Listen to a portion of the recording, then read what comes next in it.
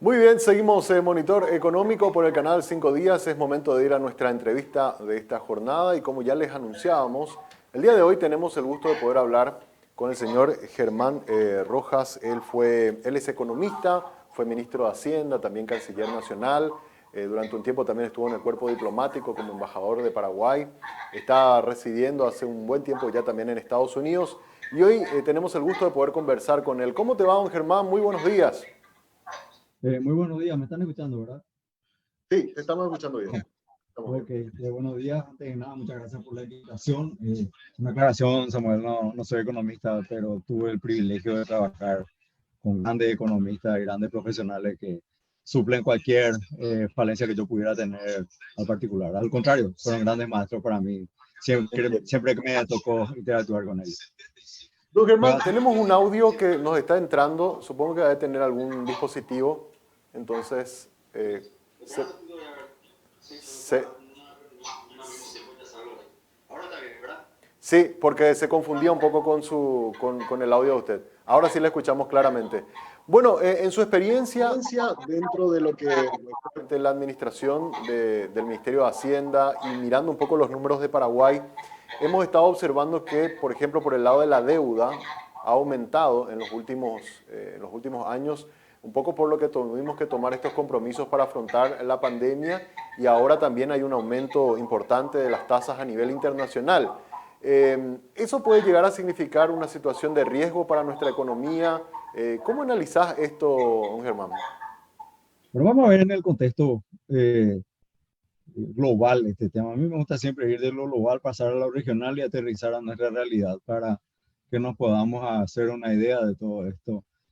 Tenemos que entender de que a nivel global nadie estuvo preparado para enfrentar algo totalmente desconocido y disruptivo en términos de, inclusive cualquier conocimiento que se pueda haber tenido sobre experiencias anteriores de cómo enfrentar una situación como la que le tocó pasar al mundo entero en lo que se desarrolló desde la prepandemia, pasando por la pandemia y los eventos posteriores que vinieron apareciendo.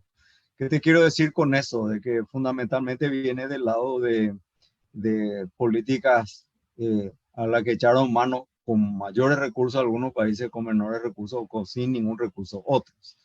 Vamos a ver, hay una comparación que es bastante significativa dentro de esto. Los países más avanzados del mundo volcaron algo así como 16% de su Producto Interno Bruto a la atención de estas urgencias, de estas emergencias. En cambio, en nuestra región pudo llegar a un 4% a lo sumo.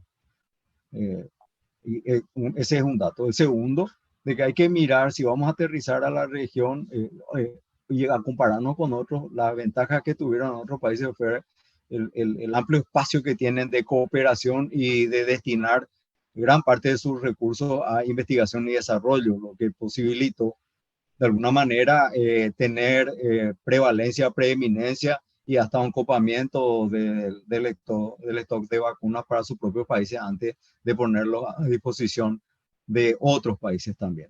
Otro elemento disruptivo fue el hecho de que fueron vacunas que puede ser que esté hablando en términos de ignorancia, en términos médicos, pero hay una suerte de prueba de laboratorio hecha en nosotros mismos a pesar de una tecnología muy avanzada y que ha probado ser eficiente.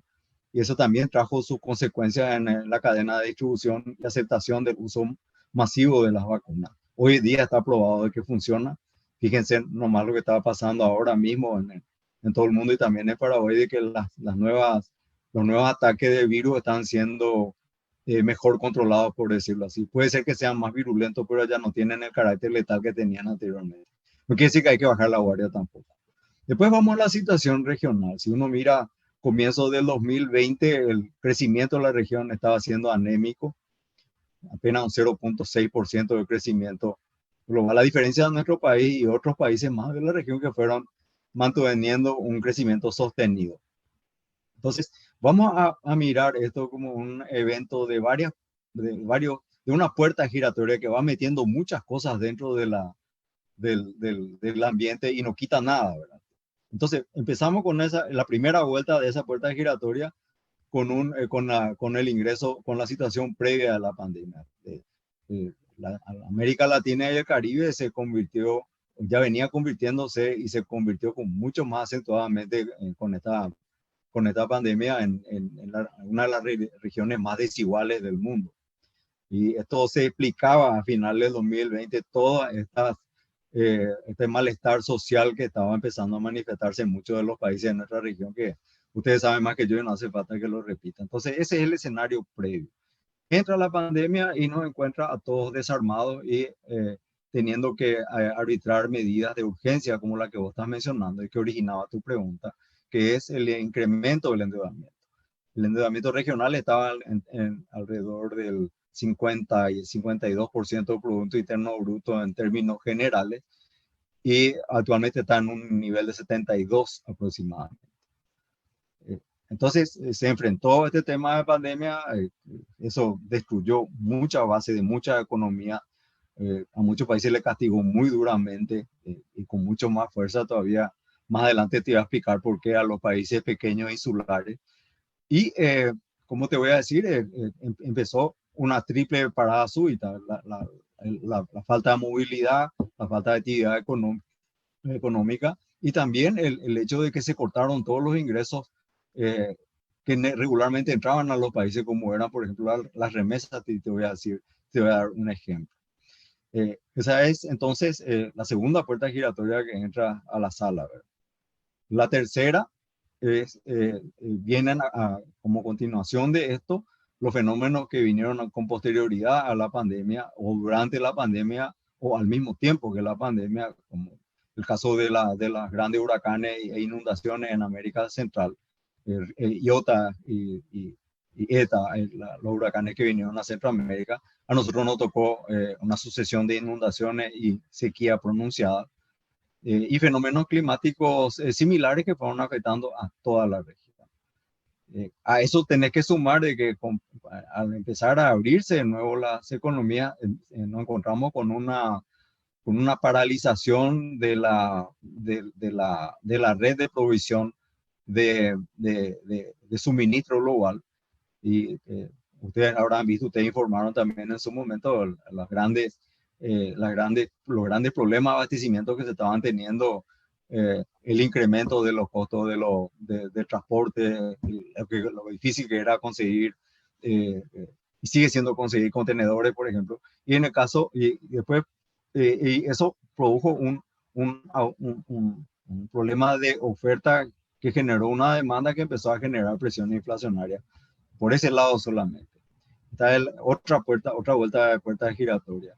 Y la última es la que viene ahora a consecuencia de un fenómeno nuevo y que probablemente, yo no sé, no tengo autoridad para hablar sobre esto, pero es muy probable de que todos los manuales escritos sobre manejo de crisis tengan que ser reescritos a partir de estos eventos que te estaba diciendo, más lo que significa subsistir o salir o reflotar la economía a nivel global con la situación actual que ocurre con la crisis que está asolando Europa como consecuencia de la guerra de Rusia contra Ucrania. Entonces, ¿cómo se traduce eso en nuestro país? Obviamente un mayor endeudamiento. Ese endeudamiento fue necesario porque de otra manera íbamos a entrar en un problema muy complicado de seguir funcionando en términos regulares como país, en el funcionamiento normal del Estado y de la economía en general. Entonces se empezaron a aplicar numerosas medidas que tuvieron muy buen efecto, y si no tuvieron un efecto mayor, probablemente sea a causa de que la capacidad de absorción de la economía de todas las facilidades que se le otorgaron ahora ha sido la suficiente, sobre todo en términos de la informalidad que hace difícil de que muchas personas puedan acceder, microempresarios o empresarios medios y pequeños puedan acceder a estos recursos. Por más de que probablemente las medidas hayan sido acertadas, probablemente no sean efectivas, porque hay un problema que está en el otro lado del mostrador también, que es como te hablo sobre suposiciones porque lastimosamente estoy muy desconectado. Yo no estoy, hace bastante tiempo que no estoy en el en el microclima de los negocios y no puedo opinar. Simplemente es de lo que recojo, de lo que me cuenta la gente. Converso mucho con muchos actores económicos en Paraguay y me están contando eso. Y más también eso complementado con los análisis que se hacen de instituciones como las cuales yo estoy trabajando, que brindan un panorama bastante objetivo de lo que está pasando. Entonces, Claro. pero dentro de todo esto, otra vez las buenas noticias son de que hay un bien público que se fue ganando con mucho esfuerzo y a través de muchas iniciativas, de mucha sensatez en el sentido de crear un cimiento muy fuerte en nuestro cimiento muy fuerte en nuestra economía y que básicamente descansan sobre disciplina fiscal. Yo estoy muy contento de que esa conciencia persista todavía en el sentido de mantener ese propósito de mantener equilibradas las cuentas fiscales. Los desniveles y los déficits eran absolutamente inevitables y era necesario recurrir a ello. Y si pudimos hacerlo como país fue justamente por la solidez de nuestros indicadores y de nuestra conducta como país en los últimos 15, inclusive 20 años. Entonces, para sentirnos contentos por un lado, pero no quiere decir que no tengamos que seguir perseverando en reencauzar de vuelta el funcionamiento de nuestro país hacia una situación fiscal que sea sostenible en el tiempo. Y tenemos bastante nubes, bastante oscuritas que están ahí en el horizonte que yo espero que con el esfuerzo colectivo, con la aplicación de mucha sensatez y mucho sentido de querer a nuestro país, nosotros podamos causar de vuelta a recuperarnos rápido. Y nos pasó ya. Si vos ves los indicadores de caída de la economía de Paraguay en el 2007, entre 2007 y 2008, cuando se presentó la crisis financiera en Estados Unidos, ahí vos vas a ver que hubieron dos elementos que se juntaron, que fueron problemas climatológicos sumados al corte de cadena de crédito al sector primario. Vos sabrás que gran parte de la producción agrícola se financia con capital operativo que proviene del exterior. El sistema financiero local no cubre el 100% de las campañas agrícolas. Y ahí se sumaron dos factores que hizo que la economía cayera en algo así como 3.5%. El igual evento se registró entre el 2011 y 2012 cuando se produjo un evento que estuvo basado exclusivamente en factores climáticos. Y ahí la caída fue de 1.5.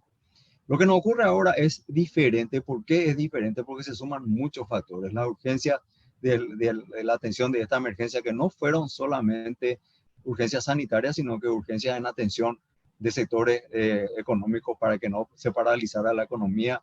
Muchas medidas que se tomaron para sostener a las empresas insuficientes, obviamente, porque el espacio fiscal nos da. Y también el tema de generar nuevas deudas para seguir sosteniendo sobre todo el impulso a obras públicas que son un motor muy importante en la recuperación de la economía porque son inversiones que hacen que se tenga retorno también. Sin dejar de mencionar los paquetes de ayuda social que se dieron, que son necesarios porque este es un momento en que nos encuentra en la necesidad de generar mecanismos de solidaridad ante personas que perdieron gran parte de su ingreso o que simplemente perdieron su fuente de sustento. Esto es así y espero que esto se encuentre de nuevo, como te digo, el camino a la normalidad que se espera de acuerdo a lo que se estaba explicando desde la cartera del Ministerio de Hacienda y también las políticas complementarias que viene aplicando el Banco Central. Seguimos siendo un país con bajo nivel de endeudamiento, eso es verdad, pero la cuestión es mirar si ese endeudamiento va convergiendo de nuevo al endeudamiento que sí genera de nuevo crecimiento económico, como es el hecho de la inversión en capital, no tanto en gastos corrientes. Y ir encarando con mucha valentía, yo creo que va a requerir mucho coraje el tema de encarar lo que se viene hacia adelante con relación a la reforma de caja fiscal y todos esos elementos que son bombas de tiempo que si no miramos bien cómo encararlas, puede resultar en un daño muy grande para nuestra economía. Y no te digo solamente porque le pasa en Paraguay y está pasando en toda la región. Y yo creo que los sistemas de pensiones en el mundo entero van a empezar a sufrir algún tipo de desafíos mucho más mayores de lo que tienen ahora. Yo recuerdo que estuve en un evento en el Banco Central allá por el 2016 y en ese momento yo hablaba de la nueva economía que estaba viendo, la revolución de la inteligencia artificial, la gig economy, los trabajadores independientes, los entrepreneurs, que son ya personas, vamos a ver un caso sencillo de lo que nos ocurre cotidianamente, cómo crecieron los servicios de delivery, por ejemplo. Estos son nuevos sectores de economía que están entrando sin perspectiva de ir aportando a sustento de caja fiscales en el sistema tradicional que conocemos y tenemos que ir viendo cómo solucionarlo. No es una buena señal de que los déficits de las cajas que tenemos estemos pagando con impuestos. Los impuestos tendrían que ir a sustentar otras urgencias, otras necesidades que tiene el Estado en este momento. Totalmente. Y ahí te quería hacer un poco luego de este análisis que hiciste, Germán, me parece sumamente oportuno. Hablaste de que lo que nos sostuvo durante todo este tiempo fue este tema de la fortaleza macroeconómica que tiene Paraguay todavía, ¿verdad? Sin embargo, vamos a arrastrar casi 4 años ya de déficit, pero por fuera del límite de la ley de responsabilidad fiscal. El Banco Central, por más de que ha ajustado sus tasas de política monetaria, tampoco está todavía logrando contener la inflación. Y la pregunta que algunos se hacen es si toda esa fortaleza macroeconómica que siempre nos caracterizó, de alguna forma ya está comenzando a ser resentida, o si estos números, fuera de los parámetros que estábamos acostumbrados a mirar, es solamente una cosa coyuntural que podría volver eventualmente en los próximos meses o el año que viene a los niveles normales a los que estábamos acostumbrados. Y mira, hace mucho lo que te venía diciendo anteriormente, de que sea coyuntural o que vaya teniendo connotaciones permanentes, depende mucho de la inteligencia, la madurez y la sensatez que se apliquen en algo que es muy sencillo de decir, pero muy difícil de entender. El bolsillo del Estado es de un tamaño y las demandas no tienen número. Y muchas veces no entendemos, Samuel, este tema porque pensamos que el Estado es un ente que produce dinero de algún lado. Y lo único que hace, yo te puedo decir porque lo he vivido, el Ministerio de Hacienda lo único que hace es recibir la contribución de la gente y la distribuye a más de 70 bocas. Y cada una de ellas piensa de que el presupuesto le pertenece por entero. Digamos, muchas veces vos te encontrás con la situación de que la aprobación de un presupuesto para una institución muchas veces se considera como si fuera una orden de compra ilimitada de acuerdo a ese presupuesto que se aprobó, y no es así. Es de acuerdo a las posibilidades de recaudación que se tenga. Y yo te digo que es un compromiso de 360 grados, eso porque involucra a toda la ciudadanía.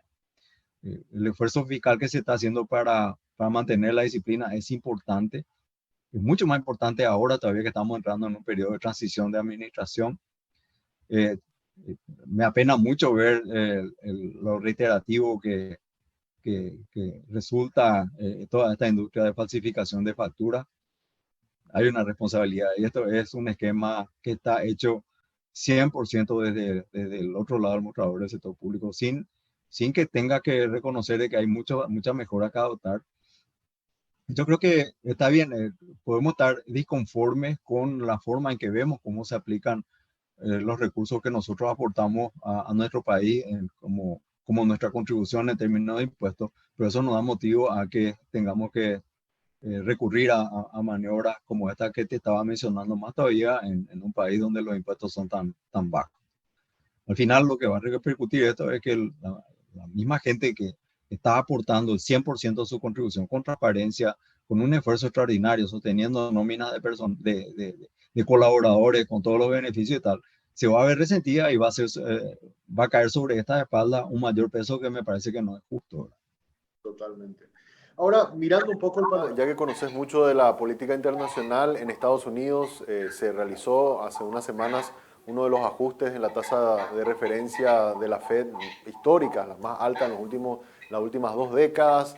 Hay también una fuerte presión por el lado de la inflación debido al aumento de los precios de las materias primas y en nuestro caso nos golpea durísimo todo lo que tiene que ver con el precio del barril del petróleo. ¿Qué se puede esperar para lo que resta de este año y esta presión inflacionaria que se está viviendo a nivel global va a continuar por los próximos meses o hay alguna esperanza de que esto se vaya suavizando, Germán? Bueno, yendo a la primera parte de tu pregunta, yo creo que van a haber todavía ajustes mayores de tasa de interés. Eso ya lo ha comunicado. Ahora creo que hubo una reunión de líderes económicos en Sintra, en Portugal, donde en una de las comparecencias de la presidenta del Banco Central Europeo y Jerome Powell, que es el presidente de la Reserva Federal, ha anunciado que el endurecimiento de la política va a ser mayor todavía. Acá lo que se hizo ya no es un problema de liquidez, me parece, porque eso ya fue la gran lección aprendida en la crisis de 2007 al 2008. Esto tiene otro tipo de componentes. Y yo te voy a hacer una lectura muy personal y muy, ¿cómo se diría? Nuestra aranducate, te diría. En el sentido de que yo pienso que fenómenos como la suba de petróleo o la suba o la escasez de alimentos y de otra materia prima, no sé hasta qué punto pueden solucionarse con ajuste de tasas de interés. Porque esto es una cuestión de un shock de ofertas que se instaló y que va a ser muy difícil de que pueda ser solucionado en el corto plazo. Y me voy a los hechos, ¿verdad? Rusia como gran proveedor de energía, Ucrania como un gran productor de alimentos y también de fertilizantes que impactan directamente sobre nosotros. Nosotros estamos recuperando una pérdida del 70% de la producción agrícola por fenómenos climáticos. Si a esto le sumas el problema de logística con la bajante de los ríos y el encarecimiento del flete por sí, por combustible y por el ¿cómo te voy a decir? La sobredemanda de contenedores que existen, ponen un panorama complicado.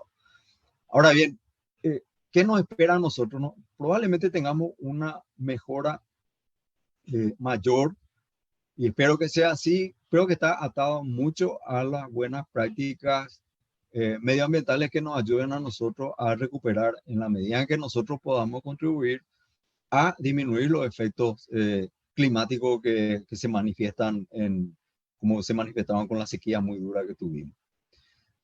Y el tema del restablecimiento de los precios del petróleo se va a ver una vez que vaya disipándose un poco todo esto que está pasando en Ucrania, que aparentemente va para un rato más todavía porque no se ven todavía soluciones a corto plazo. Ahora a esto se suma otra nueva puerta giratoria que es la paralización de actividades en China. Sabe bien que China es la gran manufactura del mundo y eso tiene sus complicaciones también.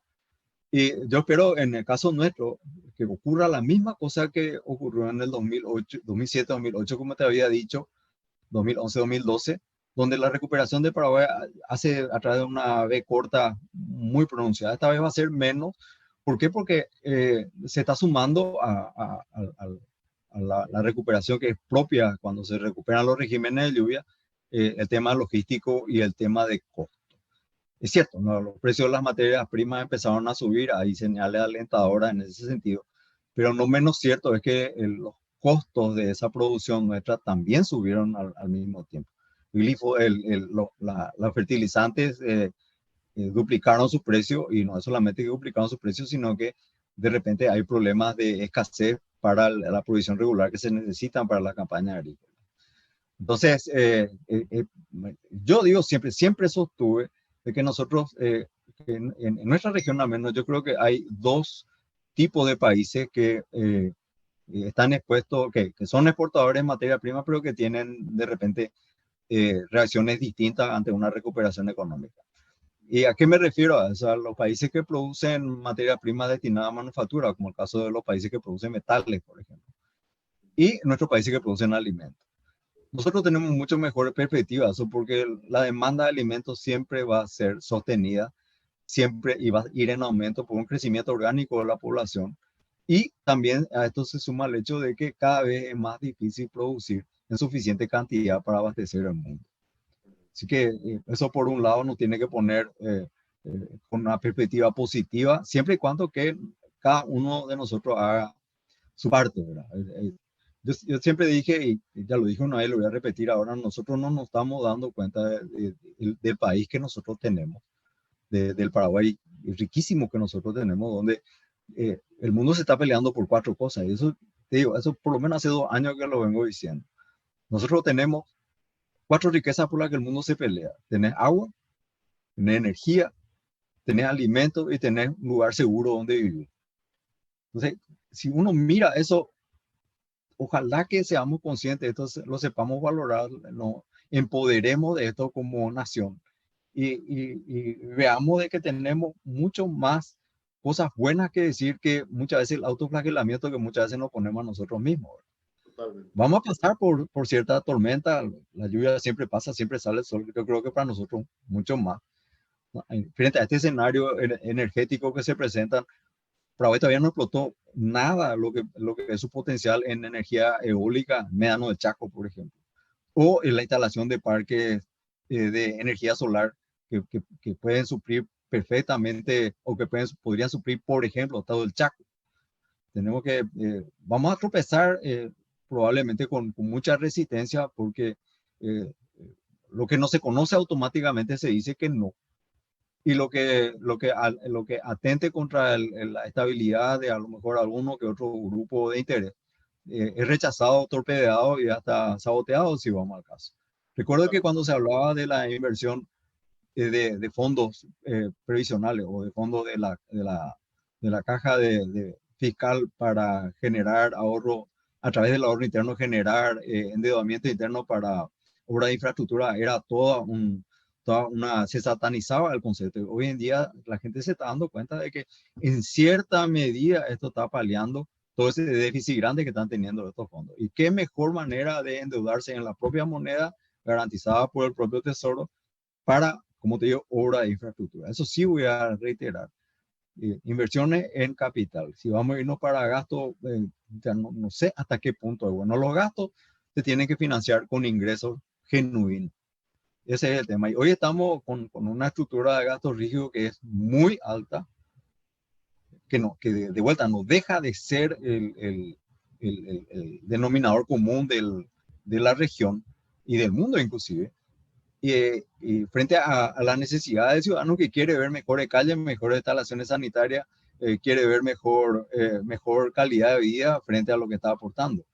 Totalmente. Y finalmente te diría, un desafío grande, si yo fuera si me preguntaran qué es lo que nosotros necesitamos para tener un empuje mucho mayor todavía y empezar a dinamizar mucho más, yo creo que un complemento muy importante que tenemos y que nos estamos olvidando, que es el tema de conectividad. Nosotros apostamos mucho a la digitalización, se invierte mucho en digitalización, pero la conectividad que nosotros tenemos es muy pobre todavía. Es como construir una ciudad tecnológica, pero no tener una ruta que pase por enfrente. Necesitamos tener mejor calidad de señal, mayor ancho de banda, de mayor velocidad y a menor costo. Y eso es posible. La inversión es posible y es autosustentable. Y no solamente eso, sino que beneficia a toda la población. ¿Quién no está conectado de una manera u otra? ¿Y qué pequeño empresario no puede empezar a formalizarse, a bancarizarse y a tener acceso a crédito que son imposibles de tener en términos regulares, que no sea a través del uso intensivo de estas nuevas herramientas que están apareciendo, sobre todo en la mano de la fintech, que se está viendo mucho también últimamente? Totalmente. Una última y breve consulta, Germán. Nos encanta realmente el análisis que estás haciendo. Estamos entrando en un proceso eleccionario. Estamos eligiendo a los candidatos que van a estar pugnando en abril del año que viene a un nuevo gobierno en Paraguay. Y en materia económica estamos escuchando muy pocas propuestas todavía de estos precandidatos que están hoy día comenzando a debatir entre ellos. ¿Qué recomendaciones podríamos dar de prioridades? ¿Verdad? Si pudiéramos citar una, dos o tres que tendría que tener el próximo gobierno que asuma en agosto del año que viene. Es demasiado pretencioso que yo te pueda dar fórmula porque, como te digo, estoy bastante desconectado de lo que es de nuestra realidad, pero sí yo te diría, una de ellas ya te dije, el tema de conectividad. El segundo, yo creo que tenemos que hacer un debate o un diálogo. Antes que debate a mí me suena mucho a confrontación y no estamos acostumbrados a hacer esto. Yo te diría, mirar mucho la mejor calidad de educación. Nosotros estamos discutiendo dentro del presupuesto mucho sobre el tema salarial, pero no estamos como ciudadanía, no estamos viendo cuál es el retorno en calidad de esa mejor paga que se está generando, que reconozco, siempre va a ser insuficiente. De hecho, vos puedes, yo siempre decía, podés abrir, cuando estaba en el Banco Central, puedes abrir la tesorería para que todo el dinero que esté ahí sea llevado por una sola persona, y aún así no va a satisfacer sus necesidades. Yo creo que mucho en educación, pasando muchos por la educación financiera y sobre todo cómo manejar el tema de la administración de los gastos de cada uno. Porque lo que está pasando, no está pasando a nosotros como Estado, te pasa a vos en tu casa. Vos tenés ingresos que generás regularmente por los salarios que recibís y ese es tu nivel de endeudamiento que vos podés permitirte hacer. Alguna que otras cosas podés endeudarte. Si sabes de que ese endeudamiento va a ser para no generarte más gasto. Cuando me preguntaban una vez, yo le decía, ¿y qué harías vos para si tuvieras plata en tu bolsillo? Para un pequeño emprendedor, ¿verdad? Y decía yo, mejor te compraba un carro de pancho antes que comprarte un televisor, por ejemplo. Porque con lo que vendes de pancho vas a poder comprar un televisor. Por ejemplo, ese tipo de pensamientos tenemos que hacer. Apoyar mucho a los emprendedores. Y yo creo que y mirar mucho en la recuperación de aquellas personas que salieron de la pobreza y tienen un nivel de calidad mejor. A ese grupo yo creo que tenemos que apuntar en su recuperación, porque si vos miras regionalmente, los grupos que más ruido hicieron y los que más mostraron su insatisfacción fueron aquellos que fueron recuperados de la pobreza, pero volvieron a caer en ella. Exacto, totalmente. Rojas, muchísimo. Sí, sí. Porque nosotros tenemos que es nuestra gente. El Claro. paraguayo, yo te digo que yo veo muchos paraguayos que han probado ser iguales o mejores que cualquier otro si se le da la oportunidad. ¿Cómo se le da la oportunidad? Dándole herramientas para su educación. El tema de Becal, por ejemplo, es el mejor ejemplo que yo te puedo decir. No es solamente que le ayuda a muchos de nuestros compatriotas a adquirir herramientas de conocimiento que ojalá que se pueda aprovechar y ojalá que le den espacio y que no caigan presos dentro del egoísmo de no ceder espacio, sino que lo mejor que pudo haber tenido esta gente que salió afuera es a romper la mediterraneidad mental que tenemos, que no es solamente geográfica. Totalmente de acuerdo. Germán Rojas, te agradezco por el tiempo, por compartir con nosotros estas reflexiones y bueno, estaremos en contacto oportunamente para seguir hablando sobre la realidad de nuestro país y cómo también desde ustedes, compatriotas que están en el exterior, nos ven acá a Paraguay y las oportunidades que quizás hay veces estando aquí nosotros no nos damos cuenta, pero realmente existen para el Paraguay. Bueno, te agradezco mucho. En realidad es lindo reconectarse así de repente, hacer una especie de catarsis común acá. Yo te digo que tenemos demasiadas oportunidades, Samuel. Ojalá que está en nuestras manos usar esta oportunidad o lamentarnos después de no haberlo hecho, porque lo más fácil que hay es después culparle a otro de lo que a nosotros nos pasa. Y nosotros tenemos el destino en nuestras manos. Nunca, yo creo que a pesar de todo lo que se pueda decir, tenemos nuestros problemas. No vamos a tapar el sol con un dedo.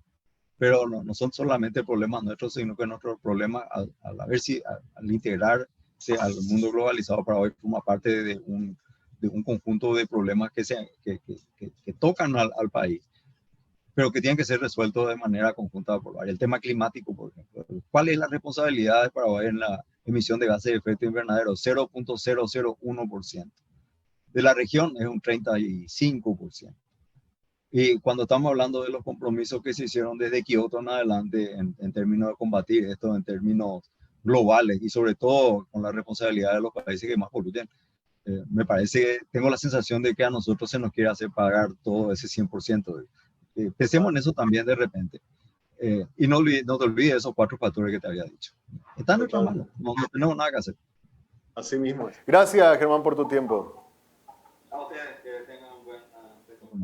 Gracias por el espacio. Germán Rojas conversando hoy con nosotros aquí en Monitor Económico. Y con esta nota ponemos punto final al programa, se nos fue el tiempo, pero queríamos aprovechar la oportunidad de poder hablar con una persona muy entendida en la materia desde el punto de vista fiscal, pero también desde el punto de vista global. Él está en los Estados Unidos, en Washington, y tiene también una visión muy interesante sobre cómo está el mundo en su experiencia como ex canciller, en su experiencia como embajador, en su experiencia como ex ministro y como uno de los consultores paraguayos de instituciones de mucho prestigio a nivel internacional. Un gusto, un honor realmente poder conversar con Germán Rojas.